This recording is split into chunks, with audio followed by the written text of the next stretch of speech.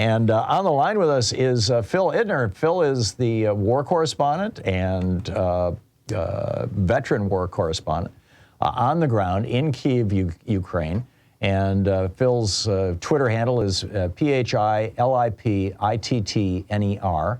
And Phil, by the way, I wanted to, first of all, happy holidays, and thanks so much for coming on the program regularly and giving us these updates. And I wanted to let you know that we reached out to your friend who is Erwin Redlener, who is running that the children's charity, the Ukraine Children's Action Project, UkraineCAP.org. Fantastic organization. We had him on the program. Was it yesterday, Sean? Yeah, yesterday. Or that's how bad I am with time. Phil, happy holidays. What's going on in Kyiv today? Well, right back at you, Tom. Happy holidays to you. Sadly, it's also a depressing milestone. Today is also the 300th anniversary, or the 300th day of this war. So a really rather sad milestone mixed with the joys of the holiday. Which, by the way, before we get into it at full length, I have to reiterate and tell your listeners that despite all the deprivations and the difficulties of going through this winter, there is still joy here.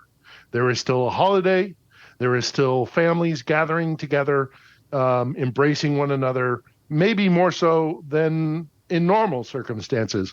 But there is a holiday spirit here. There's Christmas, there's Hanukkah, there's Eastern Orthodox Christmas, there's Western Protestant and Catholic Christmas. So do not despair. There is Christmas on the streets of Kyiv, and there are people enjoying that holiday with their loved ones. So it is not all doom and gloom.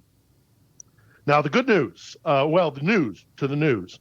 Of course, we know that President Volodymyr Zelenskyy is in Washington, D.C. It is his first trip. Many Ukrainians are happy to see that their president is back on the world stage and traveling. They are not particularly worried about fears that perhaps Russia might use this opportunity to up the ante and make a full-scale attack on Ukraine, because frankly they're used to full-scale attacks in Ukraine, and that's just a Tuesday. So they're happy to see Zelenskyy over there. They were very much heartened, a huge morale boost by seeing him on the front lines recently. A video released yesterday of him in the besieged city of Bakhmut.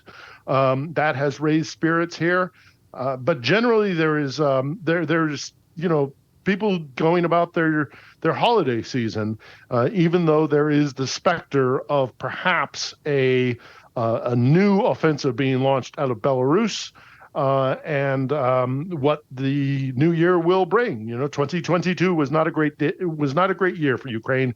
Lots of folks are hoping that 2023 will be better. I'm curious, Phil Ittner, what is life like on a practical level there in Kyiv? For example, where do you get your food? How do you prepare it? And not just you. I mean, everybody around you. I'm glad you asked me. I'm really glad you asked me that question, because you're not going to hear this and this is the reason why I decided to go down the route. I could have taken an assignment from NBC or CNN or whatever. I had that opportunity, but I wanted to live amongst the Ukrainians, because I think it's important to talk about things that maybe you won't see on the evening news or on the 24-hour news channels. And yes, okay, so shopping. The difficulty is sometimes they run out of power, so they're shut down. You have to schedule your day around when the shops are open. If you see that your local grocery store has lights on, you go down there while the lights are on, because you need to buy food. You stock up on food and water and things like that, provisions. You model your day around the potential that maybe in an hour there will be an air raid siren. So if there's something you need to do, you do it right now. And then there is also the additional issue. We're in the middle of the holiday season. People are out shopping for presents and gifts for their loved ones, something special for someone special. But shops will close because they don't want their employees under the potential threat of an attack. So they'll go into the air raid shelters. It permeates so much of your daily life, just what you do, how you can plan. you can't plan too far in advance because who knows what's going to happen. That's kind of how we live here, Tom. And, thankfully, there, because of the heavy weather that Ukraine experiences annually, there's an entire subterranean structure. There are shopping centers that are built underground because of the heavy snowfalls that we oftentimes get in Ukraine. And that is now doubling up both as air raid shelters, but also as a place to go where it's relatively warm and where there is a more reliable source of power and internet. So there's a city beneath the city in Kiev, as there are in so many Soviet cities. You find this in Moscow, you find it in St. Petersburg, you find it. It's just the architecture of what the Soviets did.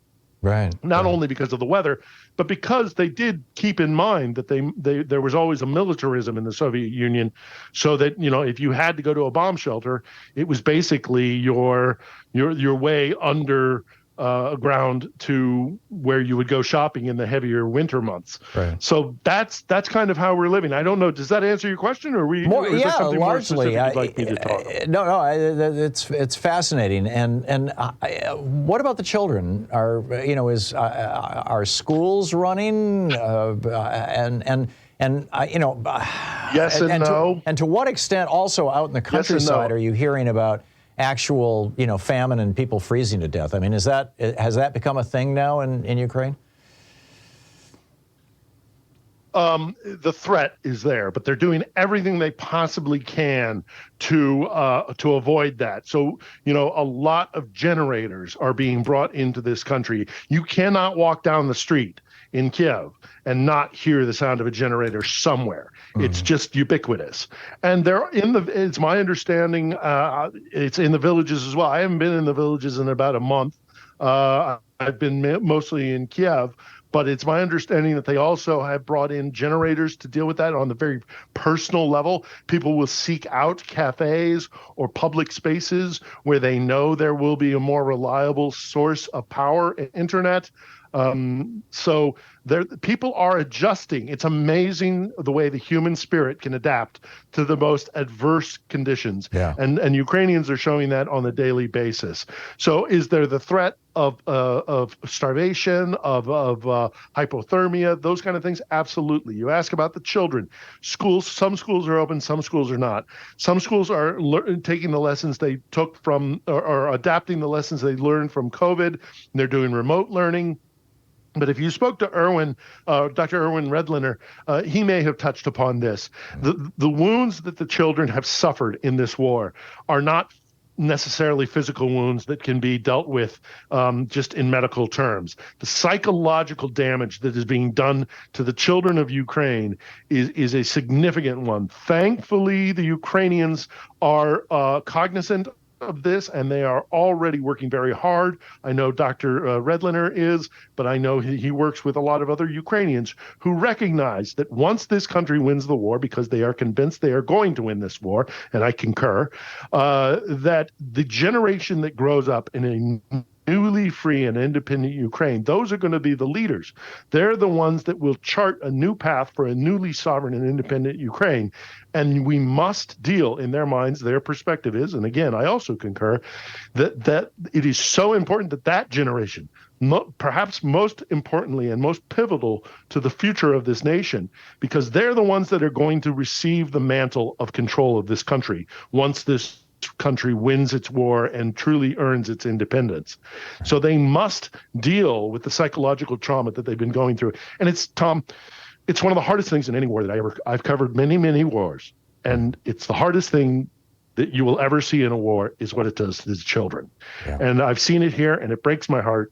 But I am hopeful that the good people like Erwin Redliner and the people who work around him and the medical staff and the people who want to make sure that the children survive this trauma in good mental health, that they're doing everything that they possibly can to make that happen. I see, they're doing, I saw today at the railway station here in Kyiv, they had Santa Claus and his elves, greeting children coming back or maybe leaving Kyiv, and trying to make things as normal as possible. And if not normal, at the very least, recognize that the children need special care, because it is the children who oftentimes suffer most in war. Right. So I am cautiously optimistic that they will meet that challenge, but it is heartbreaking, Tom. I won't lie to you. Phil, and for people who may want to check out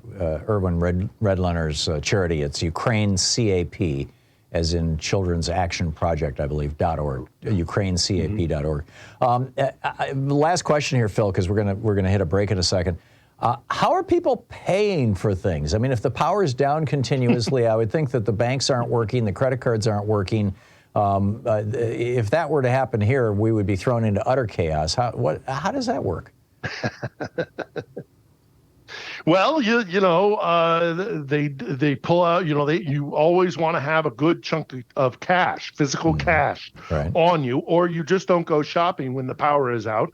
But this is a very sophisticated and technologically adept country. So as long as you have a phone with an with battery power in it, they have digital wallets over here. The problem is, can the person selling, the shop owner, can he then also has to rely on cellular information, and it's just a hodgepodge of how can we make this happen. Ultimately, yes, we either fall back on hard currency or you just don't do shopping that day. It's adaptability, Tom, and that's what the Ukrainians are showing to be experts at. Has a barter economy emerged? I am aware of some bartering going on, but I'll tell you the one that sticks out in my mind just off the top of my head is the fact that you can go into a cafe nowadays, and when you buy a cup of coffee, and you can sit there for after a hour sitting around a cold coffee. Nowadays, there is an implicit agreement between people who need light and power and internet, and shop owners who can provide it. So if it's a barter, it's a barter in goodwill. I see. Fascinating. Phil Ittner, veteran war correspondent who's now living in Kyiv, Ukraine, and reporting from there. Philip Ittner, Philip. Merry Christmas, Tom. Ittner on Twitter. Merry Christmas to you, Phil, and thanks so much for being on the program with us. Anytime. Thank you. In fact, I look forward to seeing you on a more regular basis. We'll be back. It's 48 minutes past the hour. You're listening to Thom Hartmann. Visit thomhartmann.com for audio and video archives.